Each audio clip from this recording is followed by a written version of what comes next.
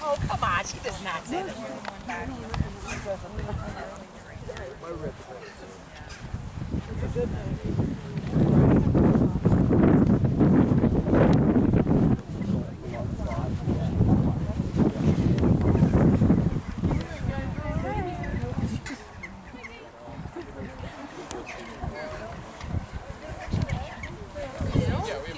Cover out. I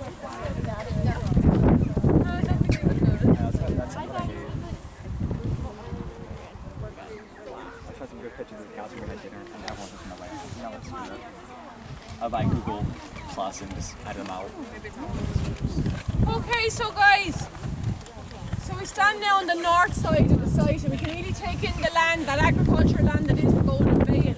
But beyond the Golden Vale, you see those hills? As we follow the hill, the last hill on the right hand side there, straight out, will you notice there at the top of the hill there's a U-shape. That U-shape is the Devil's Bit. And that's where our folklore comes from, telling us that the devil took the bite out of the hill, spat it out, and it landed right here to create what is today the rock. It's a grand story, but what I will tell you is those hills there, they're sandstone. What we stand on today is limestone. So I hate to say it, but it's physically impossible. You have to remember, although we see lovely green fields out there today, the green fields wouldn't have always been there. Ireland was the most vegetative piece of land in its time, and there would have been an awful lot of forests and woodlands in the area. So when the Roman Catholic Church arrived to the site in the 12th century, they had to build something that could be seen above the tree line and yet still be seen in miles in every single direction. So they opted for the most iconic of the religious buildings of that time period, and they built a round tower. And that's what we're looking at there. So this round tower sits on a very shallow ground of only 3 foot, which tells you how close the bedrock, how close the limestone is to the surface. And the doorway is higher up on this building, about 3 metres up off the ground, so they can actually keep the building upright and freestanding. Because if they put the door at ground level, this building would have capsized on top of itself a long, long time ago. The primary aim of a round tower is to be a belfry. So your bell would have been up the top floor, the bell would have tolled and people would gather for service and for mass here on top of the rock of Cashel. And it was also a place of work. Book like the Book of Kells, the Annals of the Four Masters, they would have all been created in buildings just like this one. Although the windows are really small, really narrow, that's a defensive mechanism too, they actually widen as they travel in, which means the space is really well lit and very well illuminated. Small rooms, access to the upper floors would have been via a staircase, but more like a ladder, and the interior of these buildings would have been completely constructed in timber. To date, that's all rotted away. So we don't have access to the interior of that building at all today. But the birds are happy that we don't, because that's where they're nesting. So we've ravens in our round tower.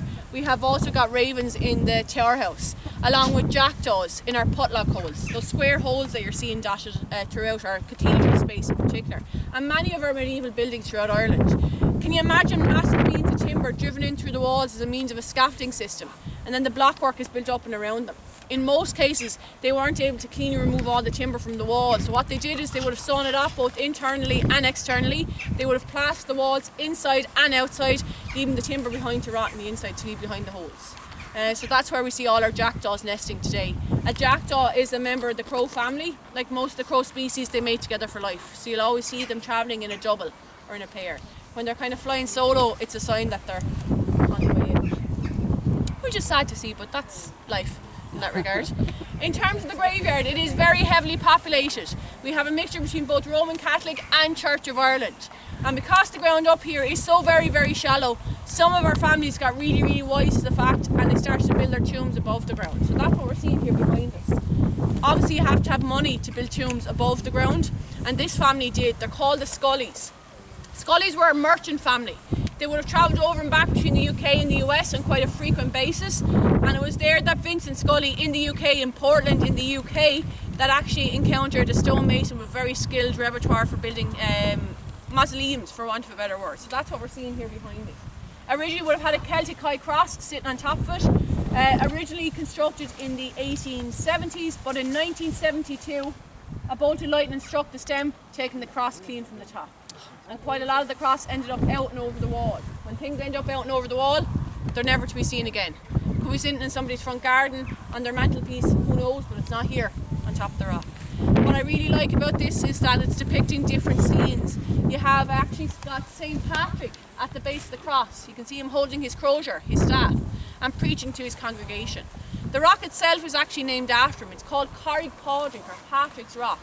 And the reason why we talk about him here so much on top of the rock at Cashel is not only did he bring the Roman Catholic faith to Ireland, but he also brought it here to the Munster region and would have baptised the then King of Munster, a young man by the name of King Angus. On the day in question, because he was the first of the Munster kings to be brought into the faith, people were intrigued, so a large crowd gathered to see their young king being baptised into the Roman Catholic faith. And Patrick was somewhat distracted by the festivities of the day. He rose his crozier upwards towards the heavens, then buried it downwards and into the ground. And he thought he'd earthed his crozier. What he didn't realise is that he drove it through the young king's foot. So blood was a-flowing. You can imagine the congregation weren't too pleased to see their young king potentially maimed for the rest of his life. They were shocked and appalled, and they were like, no thank you, don't fancy this Roman Catholic faith nonsense, I'm going to hold off on it. So Patrick actually had to spend a significant amount of time here in Cashel and the general hinterland to try and win all those people back around. He got there though with a little help by one of our native symbols, the shamrock, Father, Son and the Holy Spirit, that we're all very much aware of today. So that's why he's referenced here, and referenced in the rock itself. The well is named after him, the cross is named after him, and for good measure we have a Patrick working here on staff as well. So we're partial to a Patrick here on top of the rock. Any queries, guys? No, so we're going to move off our graveyard now.